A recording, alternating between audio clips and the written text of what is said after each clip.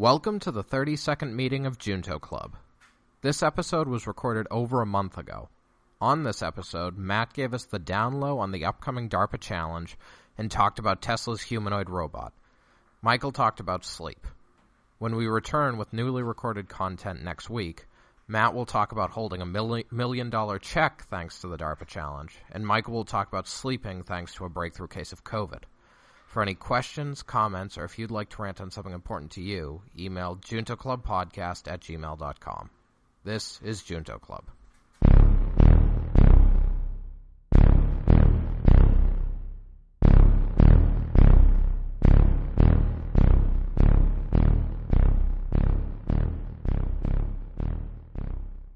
Junto Club. All right, welcome to the 32nd meeting of the Junto Club. We're based on Benjamin Franklin, who made his original Junto Club in 1727, where he gathered friends together for mutual improvement. So they talked about things like philosophy, politics, business, and science. And we're kind of doing the same thing, where we try to bring in these topics, learn a little bit, share it with each other, make ourselves a little better. And that's the Junto Club. So today we're just going to be hitting up a few small, usually we have one main topic that someone researched a bit more. Today we're going to be just sharing a little bit about some smaller topics and kind of a round robin situation. And you'll see what those are in just a minute. But to start with, Shu always brings us a quote, usually from Benjamin Franklin, but not always. And it has us try to decipher what we think it means. So take it away, Shu. All right. Before we start, basically we are just being lazy doing research deep into the topic today. So we are doing a very lazy research. That's a generous description of what we do on the show. True. Shallow research. We are too lazy to do even shallow research this time. So Annie's I did a research on Ben Franklin's quote. So anyway. Oh, that's good. Yeah. So anyway, the quote for today is from Ben. Quote, if your head is wax, don't walk in the sun. End quote. Any thoughts? You'll melt. Okay. No, well, I mean, I guess Tell me more. I mean, I guess my thinking is like I guess don't expose yourselves or I don't know. I'm trying to think of like the consistency of wax. But I'm trying to think if there's like deeper meaning to the actual substance there or if it's just like don't expose yourself to things like you can't handle or something. I don't know. I think it's probably the second one, right? It's maybe not so focused on wax, but just about, be aware of what you can and can't handle and don't, put yourself in situations where you're going to get hurt, essentially. You could take it literally get hurt or maybe just things, as you say, you can't really handle. Yeah. I mean, Ben Franklin usually is not that deep anyway, so he's a pretty shallow guy. The meaning in his words. Wow. Ben Franklin's biggest fan has turned against him. Still, you need to tell the truth sometimes. But his quote usually pretty first level. There's no really deeper level, like, other stuff, philosophy or anything. So, So Matt, did you say you agree with Matt and Mike's interpretation? Like if it's something a weakness, don't expose you or something like that. Yeah, maybe Ben Franklin believed that people had very strong innate like talents and weaknesses, and these are just basically his advice to avoid what you don't happen to be good at. Okay. Well, I mean, I would say he was often about challenging yourself. So I don't even know that it necessarily has to do with weakness as much as just something like pride. Well, if it's it could be like a pride thing. Like it's like if you have pride about something, don't or if you don't want like something. I mean, this is going to sound like weakness again. So if you have something you don't want exposed, or you're weak at something. Like, don't put it out into the light, right? Like, so, or like, don't. Because, I mean, I guess it's like, there's a difference between wanting to be good at something and like, I guess just like pretending to be good at something that you don't really care about, but like sort of like being boastful or you're like prideful and like, you know, like building yourself up because as soon as you go into the light, it'll be exposed, right? So I think he can be saying like, don't be prideful and like try to like oversell yourself while also, you know, sort of thinking you can work to get better at stuff. Yeah. It's like if you, you're right. Like if it's your head, like wax means it's gonna be very shiny, right? When you walk in the sun, you get really burned. Well, why are you smiling, Matt? I don't know, just the way you said like wax means your head's gonna be shiny was not what I expected, but is it not how it goes? Well, I guess I was thinking that the wax would melt, right? It's not about Oh, really? Like wax melts from heat. I don't think he's saying like you wax your head, but if your head was wax, like a hypothetical. Oh, that's how wax. You mean a candle kind of thing? Yeah. Oh, okay. Yeah, I guess I interpreted it completely wrong. So you say you wax your head. Okay, is wax, not waxed. So yeah.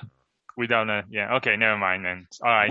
Okay, side question. If you actually were bald and you waxed your head so you made it really shiny, would that reduce your likelihood of sunburn? Because, I mean, if you're reflecting light, that means less going into the skin, right? Mm-hmm. But does it reflect the UV rays, I guess, is the real question that burn you? Or would it just, you know, let those go through? Interesting. Sure. I feel like you would be burning people around you. I doubt that. I don't care how shiny your head gets. I don't think that would happen. That's interesting. Maybe you should conduct a science experiment. We need to look up the UV properties of wax before we. Okay. We'll save that for next week. Answer the question. Yeah, I think so. That's interesting. All right. Cool. All right. Was there any other mini topics we wanted to cover before the main mini topics? These are all mini topics today. Well, we are each going to bring one specifically, but was there any other little things? Topic. One medium. Did y'all have anything else you wanted to bring up? Not really. I'm saving it for later. All right. Then I'm going to start. All right. So mine was, I think some people saw the Tesla bot is what Elon Musk was calling it, a humanoid robot that Tesla wants to make, which is I thought I put it in there. So this is my topic. You told me to talk about this last week. Okay, you're all right. My bad. Go ahead. Hold on? Do you have another topic? No. I do have another topic. Okay. Because it was your idea. Not stealing it, but you told me, you're like, you should talk about this. So I went and watched videos on it. Okay. Oh. And I saw the Q&A with his engineers. Anyway, so yeah, and it's kind of funny because it's a few weeks after Boston Dynamics has that really great video of Atlas doing like parkour, which was kind of spreading around. And I don't know about y'all, but my first reaction, well, there's kind of two camps. One camp of people were just like, oh, haha, their robots are going to take over the world, like Tesla, AI, Skynet. But I feel like people who are in robotics seem to mostly be like, this looks ridiculous. Because I mean, his presentation of it started with a guy in a suit, like a costume for the robot. Then he came out and did like a robot dance for like a minute. And then they had like CGI, and then it's just like a CGI rendering of it. And it has amazing like details, like human like hands, just, pointing to the hands, like, oh, they're just going to build that. Right. Yeah, and then he says it's going to do stuff like go to the grocery store for you. So you can just tell it, oh, I need you to go pick up this XYZ, and it will go get that for you. So my first thought is, this is absurd. Like, that's so far past the line of like where we're at. And he says there's going to be a prototype next year. So I'm like, I'm like, this is ridiculous. I like Tesla as a company overall. They've done a lot of cool things, but sometimes he does put out kind of ridiculous ideas that don't come to fruition. So I'm like, okay, so this is like the most absurd thing. Possibly Hyperloop is more absurd. I don't know. We could debate over which is more unrealistic. at least in the short term. But to be fair, though, this was part of a bigger push. So they had actually given a larger presentation about their AI team and allowed their other AI technology, including like, I think the premier part was they're making a new supercomputer they're calling Dojo. And it's a supercomputer optimized specifically for neural networks. Supercomputer, you mean the supercomputer is called Dojo? D-O-J-O? Yes. Because it's training neural nets is the point. Okay. So it's supposed to be optimized for neural nets, and they want it to replace their like GPU clusters that they use now because they're doing a lot of neural networks for parts of their self-driving. And to be fair, so I still think, what they want this robot to do in the form is outlandishly far. Like we're just not close to being able to like have a humanoid robot walk to the store and grab something. But he does make some points that as a self-driving company, self-driving a car is a robotics problem fundamentally, right? They do a ton of robotics work to perception of the world around them, planning for navigation, stuff like that. So they can adapt a lot of that technology in. So, I mean, I think that's a fair point. And I think I saw some other people mention like, this is obviously the Tesla bot, at least right now, is obviously like just the very beginning of an idea. Just like they have no real serious work on it, but it might just be to grab, like they're advertising for a position. So it might have just been kind of like hype to try to grab some attention to hopefully get some more people to join their team. And, they can combine. Are you going to apply? No. Humanoid robots is not the sort of thing I want to work on. I mean, why not? I mean, you're going to work on something different, right? I mean, what's the difference between wheel robot and walking robot? Why do you have, I guess, bias against humanoids? Oh, I'm fine. I'm not biased against. You say you don't want to work on it. I don't, because a lot of fundamentally, a ton of the problems you're going to be working on is the dynamics and control of this very complex human platform, right? Yeah, but you won't be working on that. I don't want to work on that. That's what they're going to be working on. Right? That's what most of their work is going to be on. That is what almost all of their work is going to be on. You can work on right? a higher level. I don't know how. They don't need higher level stuff. So they got pretty good perception from their cars, but they still got to improve that, right? Like that's still got to be improved for different domains, even if they can pull a lot of the technology. But I mean, Boston Dynamics has been leading the world in research and on, dynamic control of, limbed bodied robots, right? And even they don't have a robot that can just go walk up and grab stuff off a shelf, at least consistently or anything close to that. So, so that's what they're going to be working on, right? Like that's the key thing. There's going to be other challenges, to be fair, but that's going to be one of the main one. Like they're not concerned with higher level AI. They're not going to be concerned with multi-agent coordination. I mean, they could build a team that have different team. Like you could be doing R&D on like maybe multi-robot coordination on those things. No. So anyway, so look, the point is it's kind of outlandish where they're at right now. In the sense that they don't have anything, and there's no way in a year they're going to have anything resembling a function, like doing what they say they want it to do. But so that's kind of Elon overhyping and kind of presenting something that's a little absurd, but it will be interesting to see if they can use their self-driving tech to sort of jumpstart into the humanoid robot space. And maybe in like 10 years, maybe they have, a potentially useful humanoid robot. Well, I think that's more realistic timescale. Yeah. I mean, next year they could have one, might not be like commercial product, but it could be a prototype that's be able to do it, right?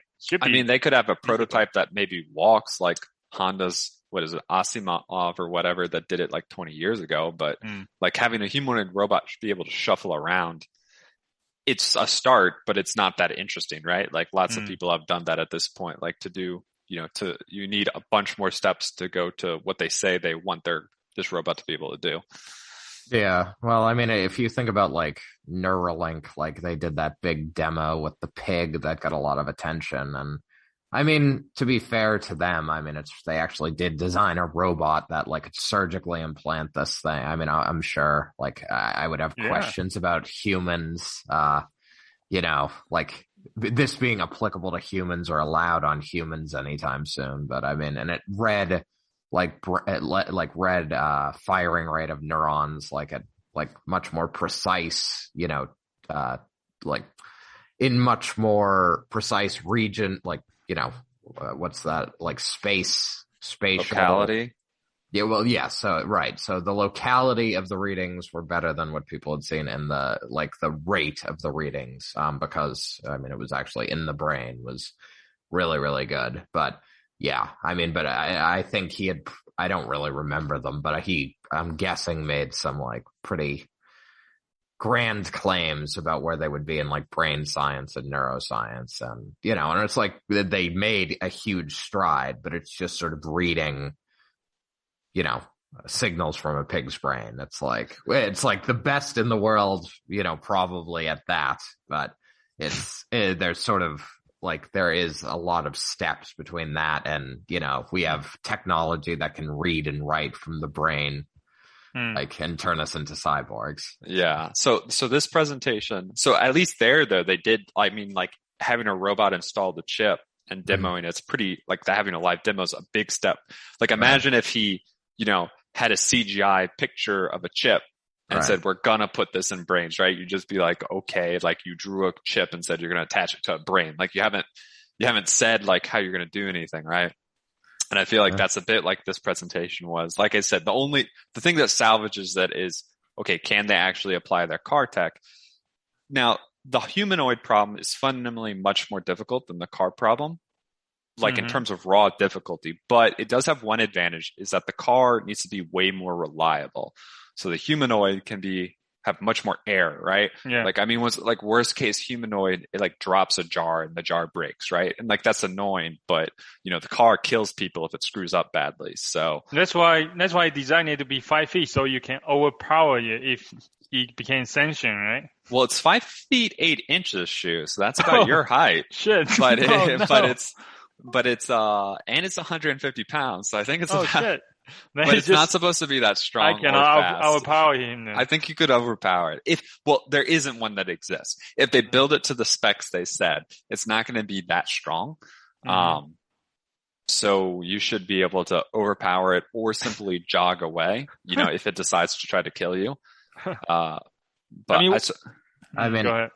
I was just going to say, like, I mean, say they build it, say they make it like super, super, super affordable. Like, cause that is a big thing that differentiates like a humanoid product versus like a car product. Like if the car product has safety issues, like it doesn't ship because they get sued, like, or severe safety issues, I'll say. But like the humanoid, it's like, say it does like almost nothing well, but it attempts to like sweep around your house and like it attempts to like dust your house and stuff like that. I mean, I could see them getting a shitload of data and getting much, much better, much, much faster if they were actually able to do that. Like if they're actually able to make it like at a reasonable price point and get people excited enough to like adopt it in large numbers. Yeah. I agree. I'm sure they could get wealthy Tesla fans to like adopt a very much like not practically functional robot just to have in your house. Cause even if it doesn't do much shit, right? It'd be kind of cool, right? Like, oh, look, I have the Tesla bot. It walks around and stuff, right? So what's the goal of the Tesla robot? Like why is it under Tesla? Like why he introduced as a Tesla product instead of just starting a new company? Because he started a space company for space, right? SpaceX and then Neuralink kind of, and then that's other like boring company, all the other stuff. So why he introduced this robot as a Tesla product? So I mean, I don't know. I don't think he answered that question exactly, or at least I didn't see it. But what I think he would say is because he considers Tesla a robotics company. Okay. It seems like not all of Tesla, like obviously a lot of Tesla is about just like manufacturing cars, but a significant chunk is about the self-driving, right? Yeah. Like he wants the Teslas to be self-driving, which is a robotics problem. So I think the idea is we'll take this robotics know-how and some of the other stuff that's relevant, like, electrical drivetrains, power electronics, stuff they use on cars that you're going to need in the robot, right? So I think he's going to be trying to adapt a lot of the team and technology and know-how into this robot. So he just says, hey, it's just going to be a Tesla thing. And the main application is for like home robotics, like help you at home, like server and stuff like that. So what he would say, and he got asked this a few times, and what he only really said was like dull, dirty, or dull, repetitive. Sorry, not dull, dirty, and dangerous. He said dangerous, boring, and repetitive. So he didn't do the triple D's exactly, but he didn't say the dumb. That's right. Dumb task. He said dangerous, boring, and repetitive. Yeah. But the one example he sort of gave was like maybe going get groceries or something like that. He was clearly avoiding being too specific on like, this is what our target goal, like it needs to be, we want it to do this, right? Like he was avoiding that, on purpose, I assume. Someone did ask him if the robots would be used for companionship, at which point he said he was sure people would be creative with how they use the robots, but didn't speak further. But so potentially he could create a robot that other people can just like create, like app, like platform robot that creators can just write software for it. Maybe. I mean, that's what Boston Dynamics was trying to do with Spot, right? The robot, for those who don't know, it's a quadruped, four-legged robot dog, essentially. And it's very robust. And they're trying to let people just, slap their use cases on top of it. But well, I mean, Boston Dynamics, that's what, where their sort of control, like, that's their specialty. That makes a lot of sense. I feel like, I don't know. I guess if their control for a humanoid was really, really good at Tesla, then maybe. But as you say, I feel like it's more going to be about I don't know. I feel like it'll be more about high level tasks there. So. Yeah, like I totally agree. So they talked about, in other presentations, they talked a lot about their neural nets and their vision and like how they basically want to use surround sound of cameras or like a full suite of cameras and neural networks to kind of generate like an accurate 3D model of the whole world and like all the moving objects in it. And I think they do have a lot of perception, but like car dynamics are incredibly simple compared to humanoid dynamics, right? Like it's not even the same ballpark. So, we'll see. But I'm going to take this opportunity to segue to a mini topic though, because where a lot of those Boston Dynamics Spot robot dogs are being used. And DARPA and your team? The DARPA Subterranean Challenge happening on like September 20. I should know this date. It's like the September 24th or something. What's the date of the actual final run? Yeah, it's like, in a few weeks. And you are a participant. I am participant. I am with one of the teams. I'll just talk about basically the competition is going into underground environments. It's going to be in Kentucky. So they have a place where there's going to be natural caves, mines, and urban underground areas like subways or things that you've built out. And, teams are going to be competing where they send in teams of robots to go search, kind of map these underground areas and try to find things. And there's a few $1 million on the line. You can watch the stream online. If you Google DARPA Sub-T Challenge, you can find tons of info about it. We're going to talk about it more after the competition because I'm going to be there. But this is my without giving too much secret about the team, like I'm not sure if you can tell how many robots you're going to have on the team. Okay, so I think I can give this away, partially because very few people listen to this podcast. I think it's I thought they usually write an article about introducing the team, right? Kind of thing. Yeah, that's true. I don't know if we've had one of that. You can just give it so you're going to have we're planning to send in 6 robots of 3 different types is I think our plan. So if all goes well, 6 robots will go into the caves. 2 of them will be Boston Dynamics Spot robots. Yeah. Which have been only incorporated lately, but half the teams are using them because they're the best-legged platform, basically. Really? And then 2 Titans, right? And a big tank robot? All right. And then 2 quad rotors. Oh, damn. Do you have drums, tank, and then robot dogs. That's right. Nice. That's pretty cool. What about the smaller robot we had before? The smaller, Well, I think potentially larger teams got sidetracked due to COVID complications, reducing how many people and equipment we can get over. Yeah. So otherwise I think we might have included some other smaller, wheeled or tracked platforms, but cool. I think all listeners are going to be cheering for you. Yeah, we'll see. I don't think this is going to be published before probably afternoon event. Oh, that's anyway. true, So, right? yeah. When this is so what's your live. So what's your experience with how do you like spots? Are they good? And I haven't had a chance to work with them yet.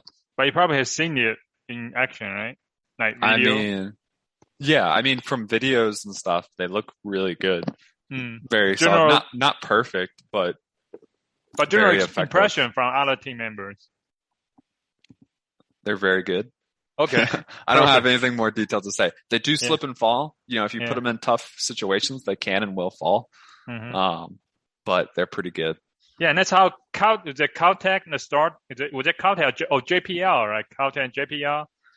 That's why they won the last event, right? Because they has many spots. I don't know if that was why. Maybe.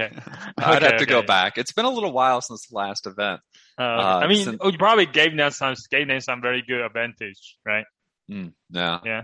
They certainly help. Like I said, there's a reason a lot of the teams are using them, because obviously other people are working on legged robots besides Boston Dynamics, right? But they're just the furthest ahead right now, and they seem to have a pretty it's like a sizable lead. Like, no one else is putting out something that's almost like a product, right? Like this is like. I mean, just hardware wise, right? It's so reliable. I mean, for robotics, reliability is the biggest thing, right? You turn it on and it just works, right? And it's very hard to do. Because they're very complicated, so there's a lot of things that can break. So yeah, so that's why that's why I like when test. Well, I guess my first thought when I heard this is like, what the heck? I mean, Elon, can you just say some hard problems for other people? Why do you have to solve all the hard problems in the world, right? I don't know if he solved all the hard problems in the world. He's helped solve a few. He solved the space problem, electrical car problem, and we could maybe give him electric cars. Space. I mean, we don't have commercial space travel yet. You can get a Tesla, but he can shoot a rocket to the space. That's from scratch. Right? That's very good progress. No. Yeah. And also, I mean, he probably the most advanced autonomous driving car in the world too. I don't know about that. That's hard to evaluate, but Google's car is pretty good. He has and there's some others. Well, but no one's buying it. Well, to be fair, you can't. No one's buying Teslas to drive them autonomously either, right? Well, it's one feature, so people use it all the time. They use in enhanced driving, but it's not supposed to be fully. It's not supposed to be fully autonomous. Most people use it like that, I mean, in theory, if you have cruise control and something that keeps you in your lane, which a lot of cars do, you can let it be autonomous on the interstate. But that's not the same thing as a car that's actually like approved for full autonomy. I'm not saying what Tesla has done isn't good by any means. It is very good, but it would be hard to evaluate. But there's at least a couple companies that would be competitive for the self-driving proficiency. Yeah.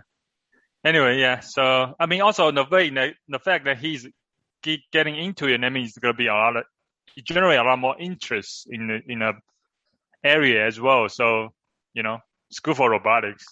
That's true. Yeah. For good or worse, he is very good at driving media attention and funding. But one thing I did hear on another podcast called the All In podcast. I think one of the guy he mentioned try to compare the robotics problem to the AI problem, because in AI you try to do there's two branches. One is narrow AI, right? Very specific focus problem, and the other one general AI, right? Try to create intelligence that's very similar to human in general. But in robotics, very similar too, right? You have a narrow robotics, very specific robotic, right, approach, and the other one is general robotic in a way. This is what sounds like Elon tried to do, right? Create a robot is very similar to human that do stuff like as a humanoid, right? There's very almost like approach to solve like robotic, like approach to try to get to general robotics, right? Whereas there's a lot of other companies focus on a specific task, like, I don't know, autonomous forklift, right? In warehouses. Or self-driving cars, you could say, is a narrow robotics problem. Yeah, just specific problem. It doesn't do other stuff. So these are two approaches going forward. I think, but for now, I guess, so sometimes maybe, so that kind of give me a perspective that general robotics might be misguided in a way, like general AI. It's going to take a long time to get there, as you pointed out earlier, right? Mm-hmm. If you focus on specific problem, just moving something from A to B in a warehouse, your net can be done very easily. Narrow focus, right? So, who knows though? Maybe with the Dojo supercomputer, they'll be able to train amazing neural networks that will push the boundaries of what humanoid robots can do. Yeah. But I wouldn't hold my breath on it. But we will see. And I guess it depends. Like, I mean, I say AI and robots. It's probably between like single task and truly general, like a truly general robot that's like equivalent to a human. There's like a pretty broad continuum there. Cause I mean, like, based on like I say, like Elon, like if he's like, I want to make a robot that dusts. Like, I mean, I think a human form for that is like, probably not terrible. Like if you want like a robot that like dusts and can like fetch groceries, but like that's not saying that robot needs to have like emotional intelligence, like to, you know, talk to the people of the house or whatever. You can literally like, you know, I mean, its communication could be app based and you could be like groceries at the door, go get them, you know, hit this button, or, you know, like my people are coming over. So I hit this button to just have it go around and dust everything. I mean, so, I mean, I see what you're saying. You just switch different tasks. Right, exactly. And the human form, if if their goal is to do stuff like around the house, like the house is designed for people. So, yeah. Well, I mean, another of my thought is like, you know, robot technology, if it should be designed to augment human, right? That means like doing things that humans are not good at. Like, you know, if you have humans able to do stuff like getting grocery already and then doing all this stuff, you know, you don't really need a robot to do that. You just, maybe, I don't know. It's like, I would not have to disagree with you on that one.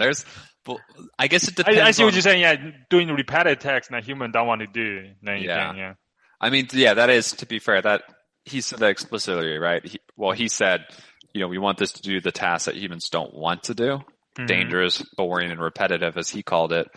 But I mean, so there's lots of potential motivations, which some would consider good or bad for replacing people with robots or machines in general. Gotcha.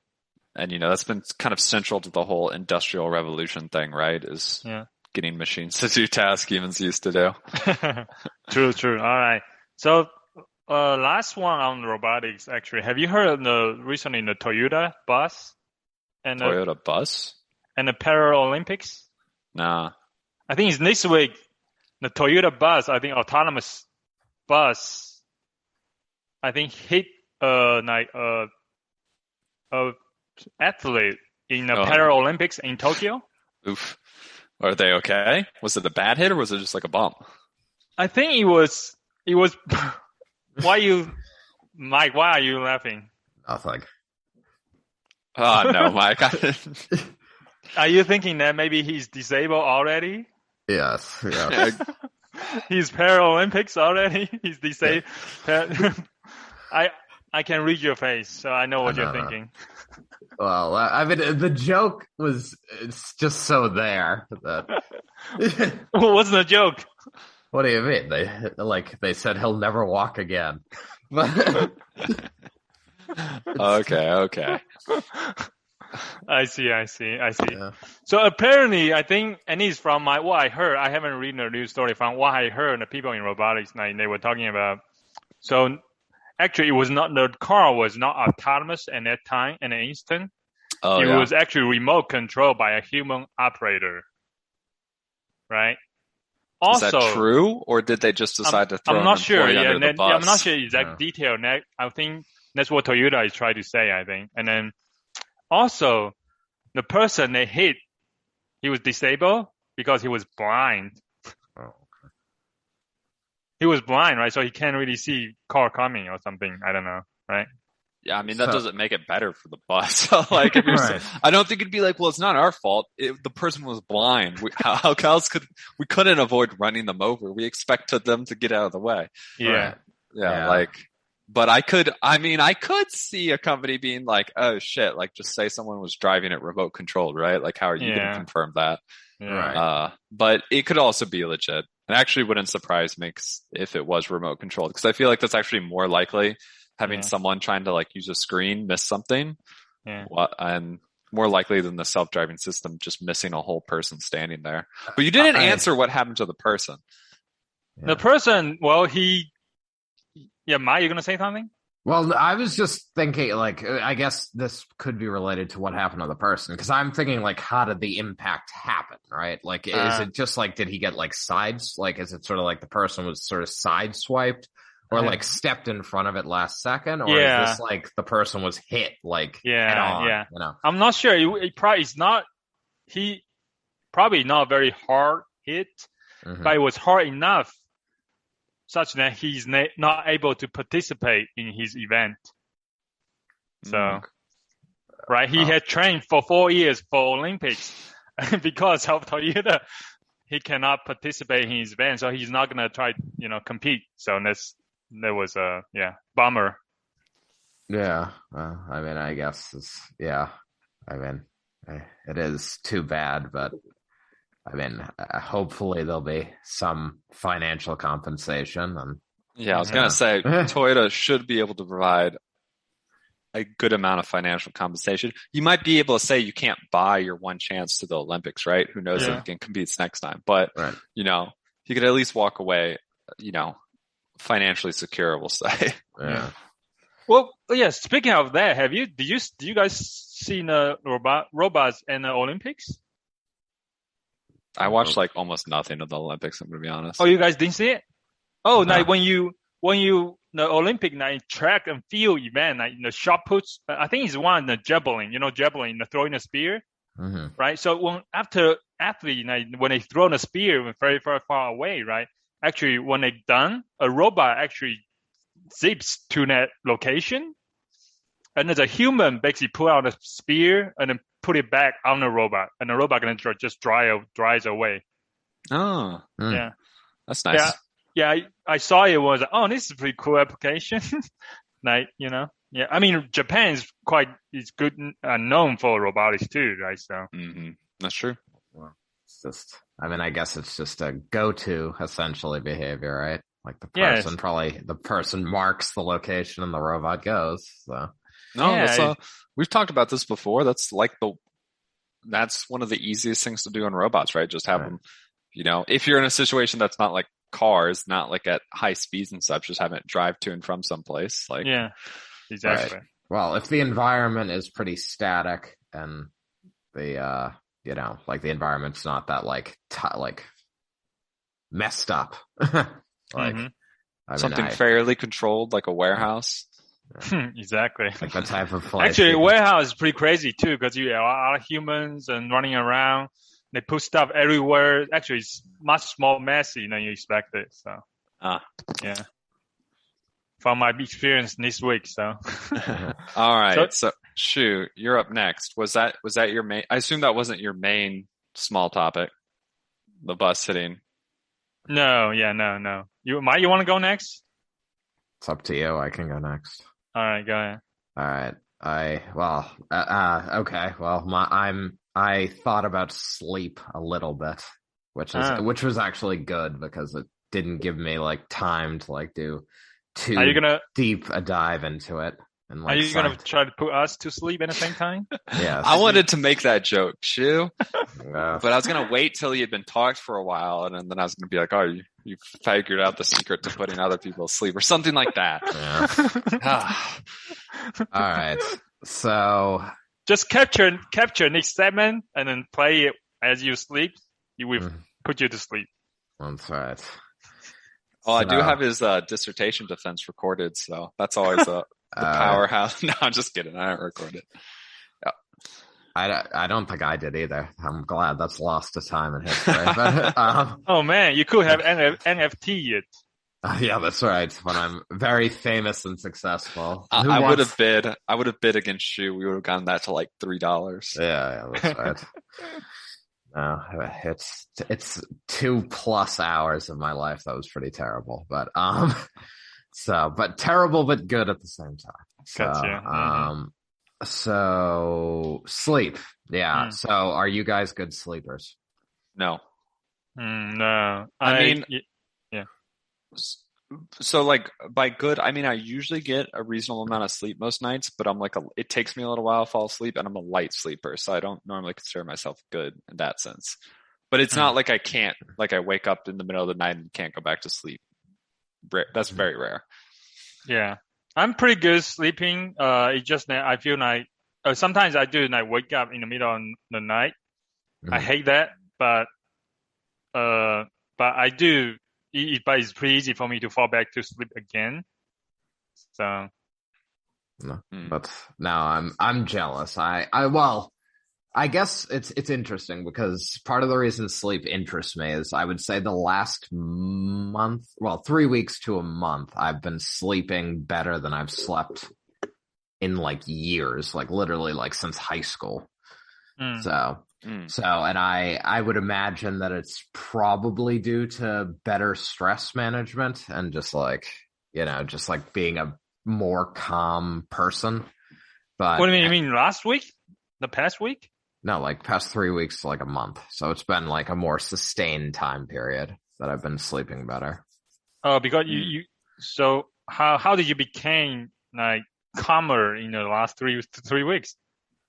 Well, I mean, I think it's just like a focused like effort. I mean, I think I've been at the like better about working out and at the gym. And yeah, so I mean, I think I've made a more dedicated like effort for exercise, and that includes like I've been doing like gym during my lunch hour, and then I go for a walk at night. So I've been trying to cut back on caffeine, which can disrupt sleep like beyond like 8 o'clock at night. Yeah. And and then I would just say like I am reasonably like comfortable with work. So it's like, like my job has been like not a source of a lot of stress. Yeah, but so before this, would you just like not be able to fall asleep when you go to bed, or? I would say it was similar to you. Well, one, yes, it was a difficulty falling asleep. I mean, so I wasn't getting into this at the time, but I have a terrible dependence on like melatonin. So it's like, but what's melatonin? It's what the chemical your body creates to like initiate like the sleep process. You're popping pills every night? Yeah. So I mean, they're sleeping pills? Well, there are melatonin like supplements, like they're literally called like supplements because it's like, it's like what your body produces naturally. But like like melatonin is something that they like sell, particularly if you have like jet lag or something, because it'll help you initiate the sleep cycle like when you take it. So if you're like in a different time zone, you can take it to get over jet lag or whatever. Okay. So, but in any case, I have an addiction to that, but that's not a big deal. But I used to take it, and it used to still require like a pretty substantial amount of time for me to get to sleep. And my sleep, like as you talked about, was very light. Sleep, people who study sleep have sort of broken it down into like 5 different levels. But at a broad scale, it's really just 3 different levels. There's sort of like stages 1 and 2, which is referred to as like lighter sleep, REM sleep, and then like deep sleep, so which is 4 and 5, or 3 and 4, I guess, depending on how you number. If REM sleep is just totally separate, but so I think I for a long time was very much in like I was in bed like 10 hours, like some ridiculous amount of time. Like sometimes I would literally be sort of like not really conscious for like 10 hours. but I would get up and I would be like, I feel like I haven't slept like at all. Mm. So I guess. Are you saying you are conscious right now? Yes. All right. So I guess I was interested in like, okay, like what are these different stages, and I guess why are they useful, right? Like what role do they each play? So when you say you were in bed for 10 hours, you say you were like not conscious. Do you mean you were sleeping? Like were you in sleep? Yeah, just light sleep? Right. So I was sleeping and actually this is something that like the Apple Watch monitors, and obviously it's an imperfect measurement of it. But the Apple Watch has different apps, different companies make different apps because, as I say, it's an imperfect science. Like, there's a lot we don't understand still, but based on heart rate and based on movement, they'll tell you like, oh, you spent this much time in like light sleep versus like a deeper sleep. And like you'll actually have independent goals for like, like light sleep versus like deep sleep.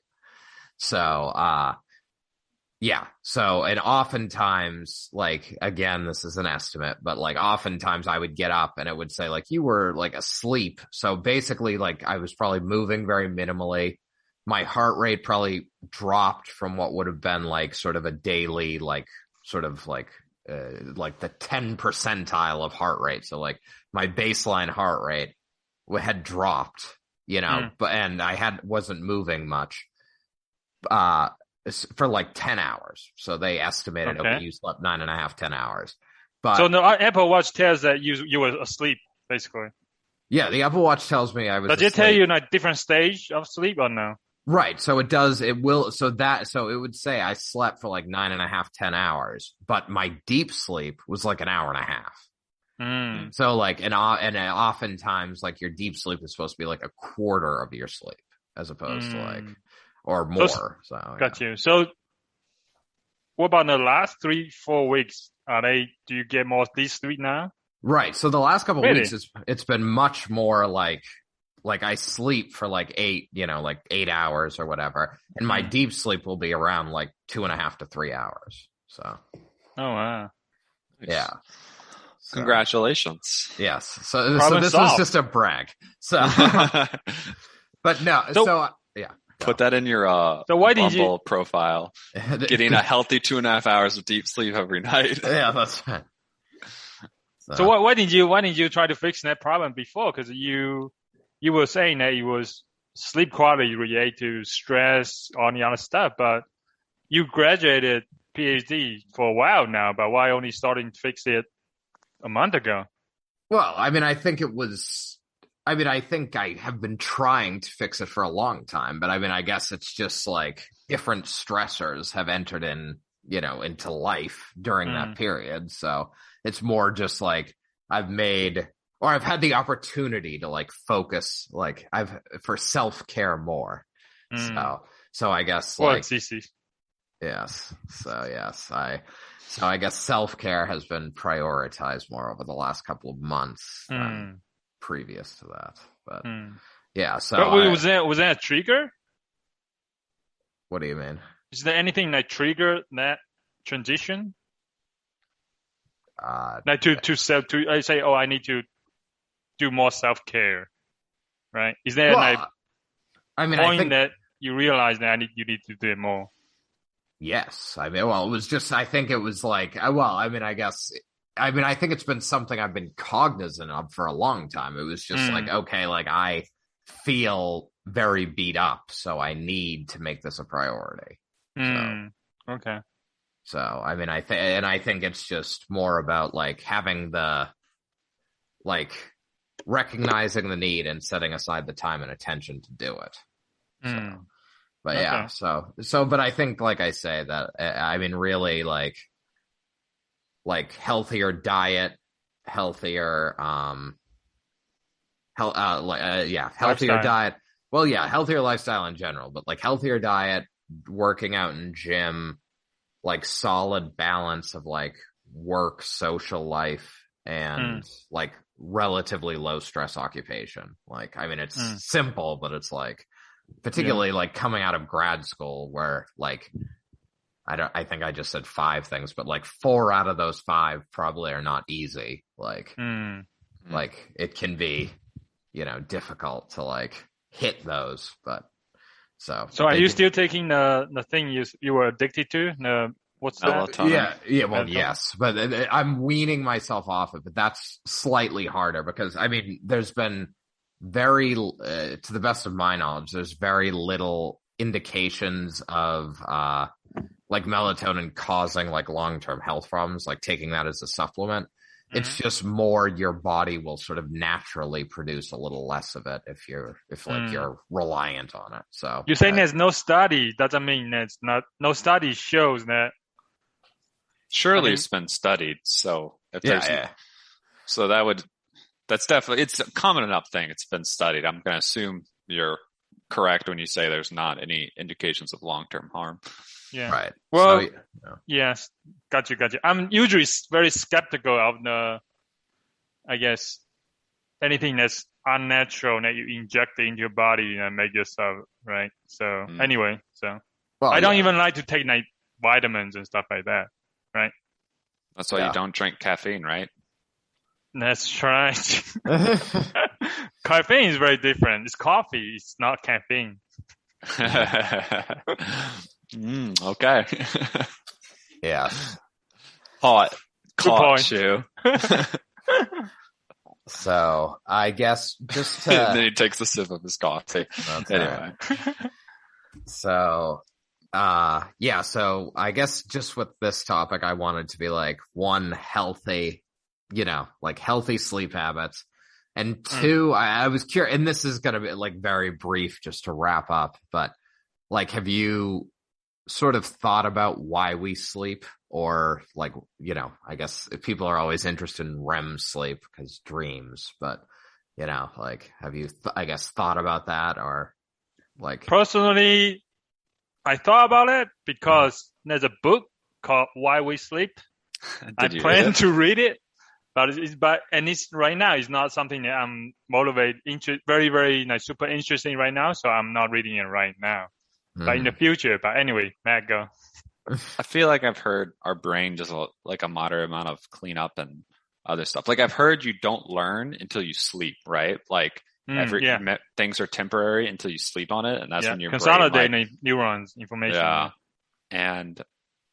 Yeah, and there's probably, I'm sure there's some evolutionary explanations where they might have been like, it's good to just have you just like chill during the night anyway. So it kind of did double duty of like, you're not putting yourself at risk and you're so we'll use this time to do something else, right?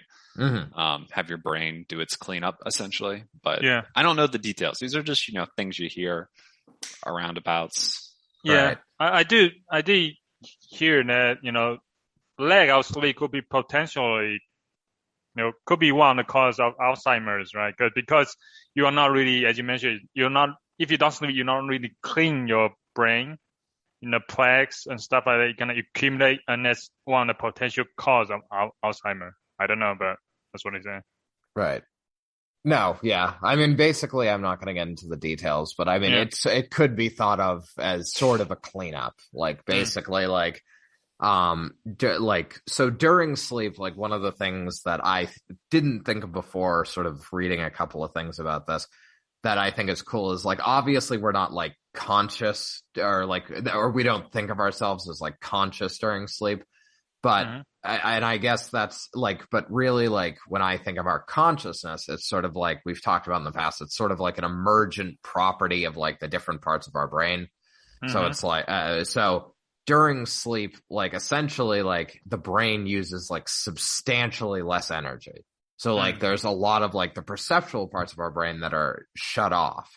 And that's because during sleep, one of the big thing that's happening is like our cells are basically stockpiling like ATP or like the like sort of the resources to make ATP. What's ATP? So it's an energy that our cells use, basically. Oh, okay. Yeah. So basically like sleep allows our cells to like prep for the day, for lack of a better way of saying it. And also like things like, I mean, just from like my work, like things from like your heart rate will slow down, like so your heart rate, like it's well known, like your heart rate, breathing rate, all that stuff drops at night. So basically your body as a whole is just like conserving energy so that cells can stockpile energy. And also sort of related to what you guys talked about, like different parts, like your body will produce a lot of hormones that stimulate like cell regeneration. So like, so your body, like the energy it is using while you sleep is really targeting, replacing cells that, are damaged or dead or whatever, like clearing out cells that are dead and getting new and healthy cells. So basically, it is kind of interesting. So your body goes into like if it's like a multifaceted, system, it's like we're going to like shut down these like overwork systems and like, send in maintenance and everyone's out of the building. And so it was interesting. So. Yeah. So one thing I guess I heard that, sleep is very much depend on your circadian rhythm, right? So, yeah. Matt, you are the resident expert in circadian rhythm. So, you apply it to robotics. So, any thoughts on that for sleep? The work I did. So there's good evidence in explaining what I learned / applied. There's reasonable evidence, I guess we'll say, of like evolutionary pressure for circadian rhythms in the sense that it tunes behavior to the cycles in the environment, right? So normal examples is, like an animal, like you don't want squirrels shouldn't run around at night because then they get eaten by owls. They actually tested this by basically destroying the part of the brain of the squirrel surgically that gave it a circadian rhythm, and then they were more active at night and they survived less, when they release them in this sort of semi-wild enclosure to test this.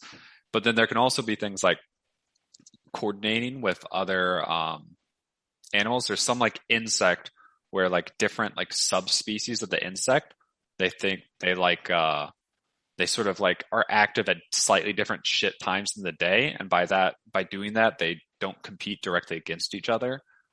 So like there's this evolutionary benefit for them to, it's sort of they're like coordinating with another species essentially. It's kind of a weird but thing. Essentially that's so that would suggest that lean towards sleep being also beneficial, not just for like maintenance of your body essentially, but also for like why do we sleep at night probably was dangerous and risky for humans. Most animals are adapted either for the day or the night, right? Yeah. Only one of the two. So yeah.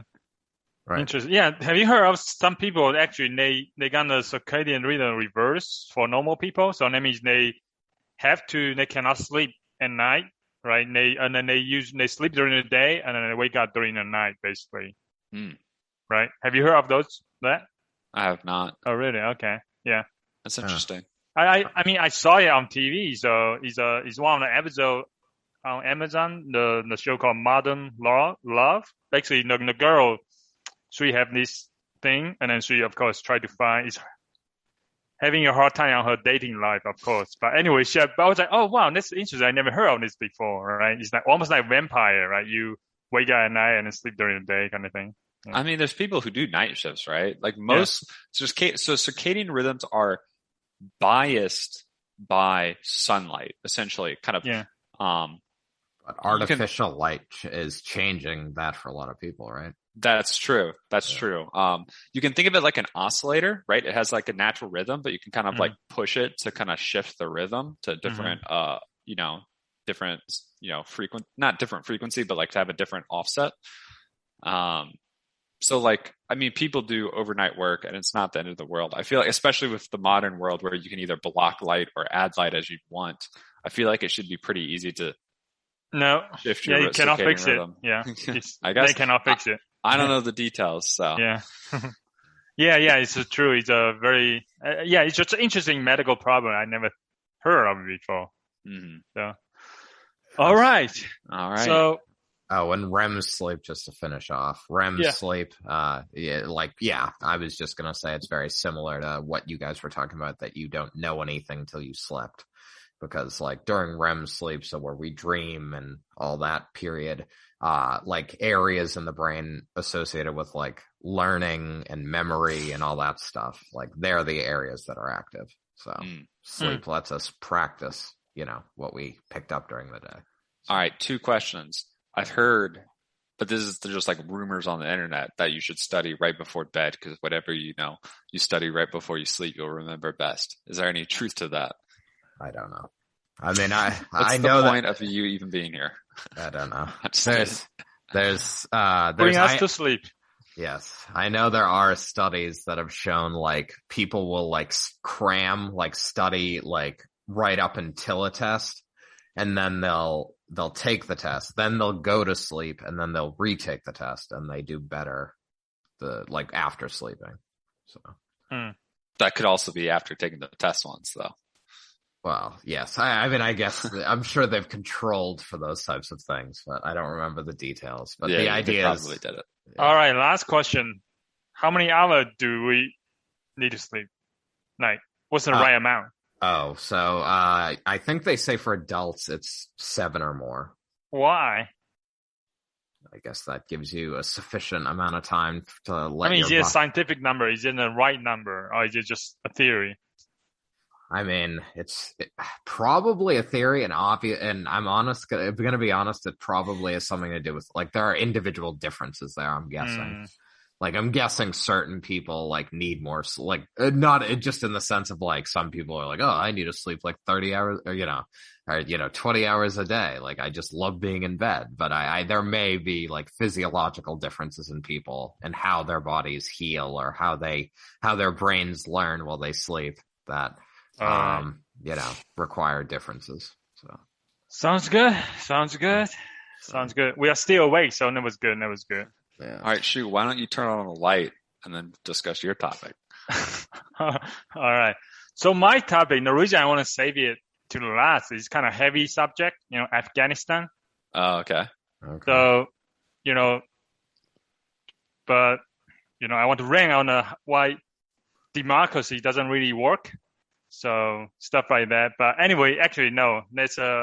I'm going to talk about Dogecoin, actually. So. Okay, you fake us out. Yeah. I was getting my hot take for Afghanistan ready in my head. I'm just kidding. Really? I don't have a hot take for Afghanistan. Next time. Save it for next time. Okay. I'll find one. I'm going to find the worst thing I've read on it online and just pretend. We might still talk about it. But yeah, Dogecoin, actually not Dogecoin. Have you heard of something called Dogecoin? I have not. I'm a Dogecoin supporter, but I have not heard Dogecoin. Yeah, I think so. It's a new launch called Dogecoin. It's basically on the meme coins, right? It's writing on that. So it's combine Doge and Coca-Cola, basically soft drink. So you try to connect a digital currency world with the physical world kind of thing. So I think the idea is that you can buy some soft drinks, you can get some coins and stuff like that, and you can, stuff like that. I don't know. It's just interesting. Is it like you buy with the Dogecoin, or is it do you get Dogecoin when you buy it, or are they just putting the name on it? No, I don't think you get Dogecoin. You actually get Dogecola coins, I think. So they made a Dogecola and a separate Dogecola coin? Yeah, Dogecola is not going to be no drinks, right? And Dogecola coin, you get Dogecola coin. I don't think it's really connected Dogecoin at all, but it's the same idea. It's inspired by Dogecoin, right? Huh. All right, then I don't support this. People should be buying Dogecoin. Drive up the price, kids. Yeah. Also, they're gonna donate some earnings or proceeds to fight plastic and stuff like that, right? So recycle plastic, stuff like that. So is the soda good? I don't know. It haven't been. I think it's not in you can. I think you pre-order right now, but you cannot. It's not really being shipped right now. So I need you to buy some and ship it to all of us so we can on air, taste test and see. All right. I might do that then. That said, I'm a pretty big Coke fan, so What fan? I Coke. I mean, I don't Okay. drink it that much, but I'd be skeptical if it beats out Coke, but I'd be willing to try. Yeah, no. I mean, I drink a fair amount of Diet Coke, so I would give it a shot. But the fact that they're ripping off the best crypto, Why is your best crypto? Is it because you put like 10K in there? I didn't put quite 10K in there, but I bought some. I bought some Dogecoin. I joined the Doge Army or whatever their name is. You need a shirt or something. Yeah. Or just to get a Shiba Inu, the dog. You should just get a dog. Yeah, that's right. I should get a dog and be like, you know what? I got this for. I'm one of those people who dress him up and had just put him in Dogecoin related garments. Think about if you can use him to spread the word about the coin, maybe you can drive up the price enough to pay for his cost of living, all the food and vet care and stuff that you would need. That is true.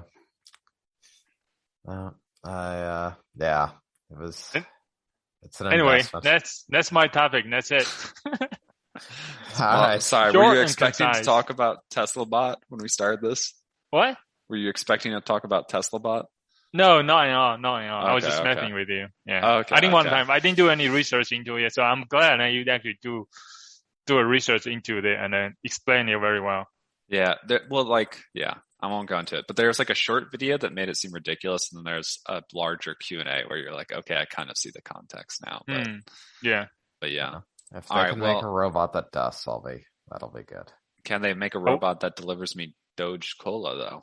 It's called Instacart.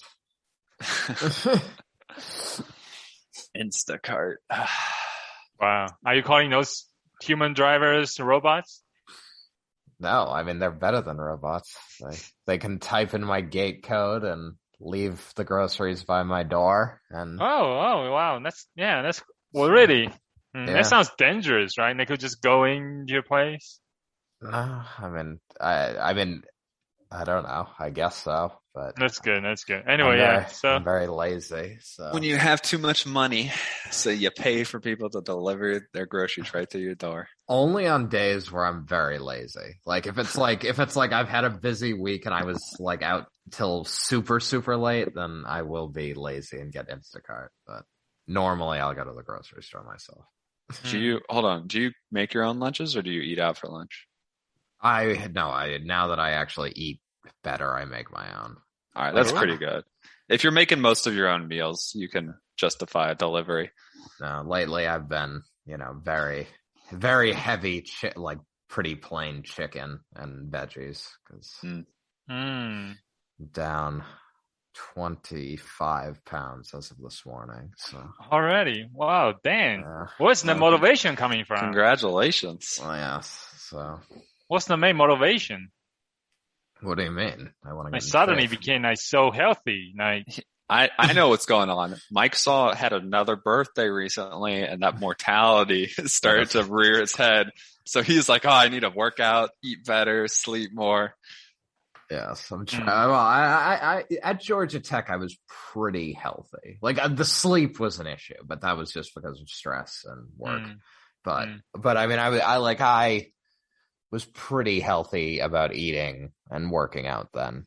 I just feel like maybe my work, actually, I think one of my bigger issues at Georgia Tech may have been overtraining, muscles. Cause I feel like overtraining and a lack of diversity in exercise.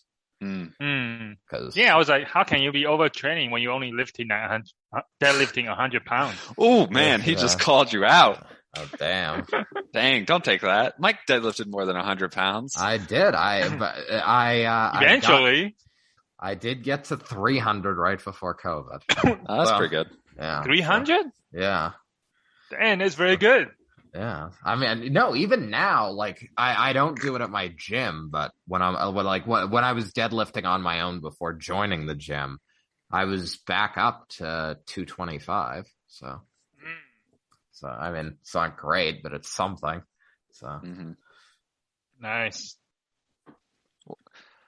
Oh, I thought you were doing training with that coach though, who made you do all sorts of crazy stuff at Georgia Tech. I thought that would have had tons of variety. Yeah, he wasn't. Yes, I mean, it did have tons of variety, but it wasn't. Like it was all body weight almost. Like he never went head. The only thing I did with him that was like probably like actually hard was like when I told him like I'm getting really good at pull-ups, like he would occasionally have me do like 10 strict pull-ups in a row, which so all body weight. So he was preparing you for prison basically. He actually argued, he's like during your life you're gonna like be like at different times you're gonna be busy, and I want you to have like a lot of different exercises to do, like if you're in a hotel room, like basically always be able to like get your workout in, which over COVID I should have done more of, but I'm terrible about working out unless I have somewhere to go. So it wasn't particularly effective. You need group motivation, actually, right? Is that what you're saying? Yes, I need. Or just I need a space, right? Like a space dedicated to it. Right, exactly. Yeah, like it helps to go somewhere because then you have like the motivation of like, okay, I left my home, so now I can lift. Like I'm not going to be distracted, like and sit on the couch. So, well, you know what why you're recovering better now, right? Why am I recovering better now? Sleep, because you don't build muscles when you work out. You build muscles when you recover in your sleep. It's just like the brain, okay? Your bicep is just the brain of your arm. That's what I always say. Matt, that's Coach Matt. Coach Matt. But it really is the same thing, right? It is now, yeah. I mean, honestly, it's like it all boils down to like good nutrition, good sleep, and good exercise all go hand in hand, basically. Now, that's the thing that kind of sucks. Like, I've over my life, Wayne, been working out more or less intensely, or like not working at all. And as you work out more intensely, you need to sleep more. You feel more tired, and you got to eat more. And sometimes I'm like getting annoyed with how much like I need to like find to eat if I'm like lifting a lot. And it's like, it kind of gets to be a pain because it's like, I don't want to spend so much time and energy managing my body. I want to I did my time in the gym. I just want to not worry about it. Right. Right. That's not how it works, sadly. No, it's not. Cause actually they do a body scan, in the program I'm a part of every couple of weeks. And I was down like 8 pounds, but I was only down like a little over 2% body fat. So they're like, make sure you're getting in like enough protein because that'll like help, that'll help with the like muscle recovery. So I'm like, are you sure they're not like lying to you so that you can stay in the program, pay more money over time? That is, I mean, it's a possibility. Like it's a possibility on everything but weight because I actually you're getting stronger. Yeah, you're lifting more.